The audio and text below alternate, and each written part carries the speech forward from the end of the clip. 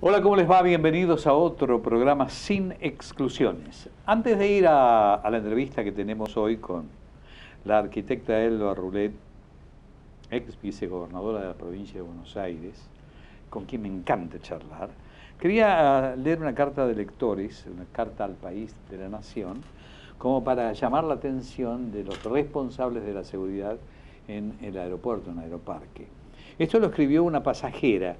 Dice: a los pasajeros del vuelo de una compañía aérea que no es Aerolíneas, que llegó al Aeroparque desde Bariloche el sábado pasado y que todavía estén buscando sus valijas, les aviso que se las llevó un hombre de unos 65, 70 años, de ojos claros y anteojos, que agarraba cualquier cosa que pasaba por la cinta transportadora. De hecho, mi marido tuvo que saltar la cinta para perseguirlo porque se llevaba la nuestra. Avisé a las dos personas de seguridad que estaban en las puertas, pero parece que no les resultó importante mi denuncia porque ni siquiera activaron el handy. Capaz que el señor es habitué del lugar y ya lo conoce. Al pobre chico que no encontró su snowboard, le aviso que también se le llevó impunemente este hombre. Espero que las autoridades del Aeroparque activen la seguridad y se lo tomen en serio.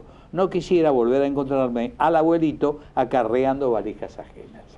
Esto para tener en cuenta para los pasajeros, porque realmente antes, cuando uno llegaba a un parque, tenía que mostrar el ticket de la valija como para poder pasar tranquilamente. Eso se eliminó, no hay más control, cualquiera se lleva cualquier valija.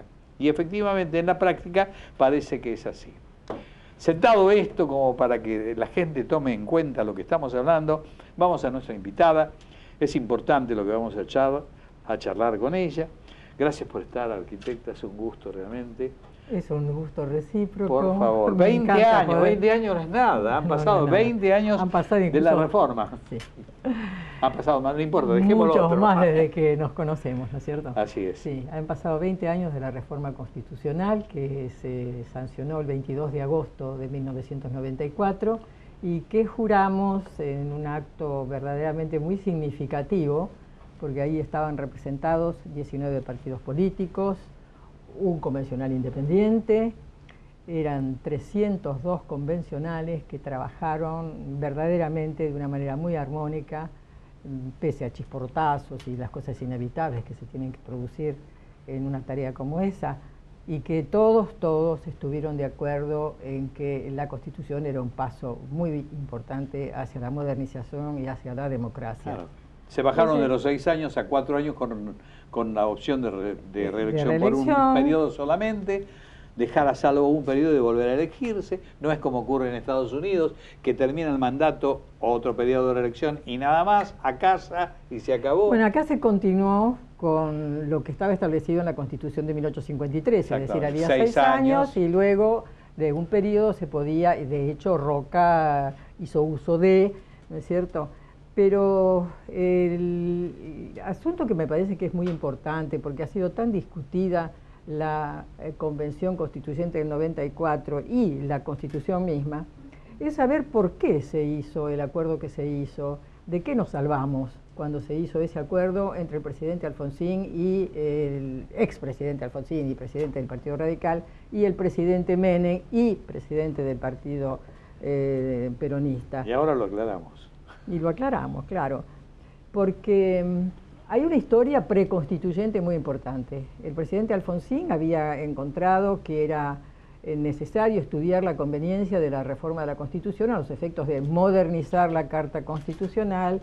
Nosotros teníamos una Constitución de 1853, es decir, tenía 140 años, y 140 años es una cifra muy importante en un mundo que ha sufrido cambios extraordinarios. Cuando se sancionó la Constitución, este era un país agrícola, aldeano, con una población muy escasa, y las décadas siguientes fueron la gran transformación de la Argentina en un país que recibió migraciones de todas partes del mundo, que creó una sociedad compleja, diferente, totalmente diferente, mientras en el mundo se iban produciendo avances muy importantes en materia jurídica y en materia constitucional. La interrumpo 2 segunditos porque me estoy acordando que en aquel momento le achacaron al radicalismo, a Alfonsín fundamentalmente, que quería la reforma de la Constitución para perpetuarse en el poder. No. Se decía, era una barbaridad Son total. las cosas que efectivamente se dijeron y no sé si todavía no se siguen repitiendo, como por ejemplo se sigue repitiendo el absurdo del diario que le hacían a Hipólito Yrigoyen, del cual nunca nadie vio una página. Pero bueno, eso se dijo. Y es absolutamente falso porque el proceso preconstituyente empezó en el 86 cuando envía el presidente Alfonsín al Consejo para la Consolidación de la Democracia un pedido para que estudien la conveniencia o no de la reforma de la Constitución y en cuyo caso el análisis de los contenidos de esa reforma. Y aclara específicamente en esa solicitud que no debe ser incluida de ninguna manera una modificación del régimen presidencial que lo afecte en términos de duración y de las condiciones en que él llegó a la presidencia de la Nación. Cuando después de 2 años y pico de trabajos extraordinarios que dirigió un constitucionalista brillante, Carlos Nino, a quien quiero rendir un homenaje porque fue una personalidad destacadísima y lamentablemente lo perdimos un poco antes de que se hiciera la reforma constitucional, los trabajos que se hicieron, que fueron, como dije, muy importantes, son varias volúmenes de consultas a los gobernadores, a instituciones jurídicas, a instituciones de todo tipo que estaban vinculadas con aspectos importantes que podían ser objeto de reforma de la Constitución. Se hizo un congreso internacional a donde asistieron personalidades de más de 10 países, instituciones jurídicas de varios países, por supuesto de las nacionales. Todo eso sirvió para decidir que era conveniente modernizar la Constitución. Y cuando se analizan los contenidos de esa reforma y se analiza la conveniencia, hay una aclaración donde se agradece al presidente de la Nación, específicamente, que hubiera establecido esa condición de que no afectara el mandato presidencial que él estaba ejerciendo. El presidente Alfonsín en ese momento, era el año 87, 88, conversó estas cosas con el presidente del Partido Justicialista, que era Antonio Cafiero. Esto dio como resultado que desde el peronismo, que se interesó por la reforma, se formara una comisión de expertos, juristas, constitucionalistas, entre los cuales estaba alguien como, por ejemplo, Alberto García Lema. Lo cito a él porque él luego tuvo también una importancia muy grande cuando se discute la reforma en el 94 y cuando se trabaja en la Convención Constituyente. En ese momento hay 3 reuniones importantes del Partido Peronista y en esas reuniones se sacan una cantidad de conclusiones donde se llega a la conveniencia de reformar prácticamente los mismos aspectos y en el mismo sentido que lo que había resultado como objeto de estudio de esta comisión, de las 5 comisiones que se crearon dentro de la institución a la cual recurrió Alfonsín. De manera tal que se estableció un acuerdo cuando Antonio Cafiero recibió el gobierno de la provincia de Buenos Aires, que le fue entregado por mí misma. Sí. Antonio Cafiero en el discurso de iniciación de mandato, dice que quiere hacer un acuerdo con el presidente Alfonsín a los efectos de la reforma constitucional. Lo anuncia ese mismo día y en efecto se siguen las negociaciones y se llega a un acuerdo por el cual la idea era convocar a una convención constituyente en el mismo momento en que en el 89 se hicieran las elecciones para presidencia de la Nación. Hubo condiciones que cambiaron. En aquel momento se suponía que el candidato del peronismo iba a ser Cafiero, aparece la figura de Menem, que le gana las internas a Cafiero, es el candidato. Quiero agregar que cuando se lo consulta a Menem como gobernador de la provincia de La Rioja, él dice, ¿cómo no voy a estar de acuerdo en la modernización de la Constitución si nosotros, por los mismos motivos, acabamos de modificar la Constitución de la provincia de La Rioja? Llega a la presidencia y se olvida de todo eso y se entierra el proyecto de reforma constitucional que obviamente no había podido ser llevado a la época de las elecciones de renovación de mandato porque, bueno, hubo momentos bastante convulsionados en ese momento. Y Menem la deja caer, pero reaparece unos años después, en 1992, cuando Menem quiere ser reelecto. En realidad quería ser reelecto. Le había tomado el gustito. ¿No es cierto? Entonces, ¿qué pasa? Manda un proyecto a la Cámara de Senadores, Menem, que era un proyecto que incluso otro peronista, senador, Alberto Rodríguez A., calificó de mamarracho. Ajá. Ese proyecto era efectivamente un mamarracho, lo único que veía era la reforma indefinida.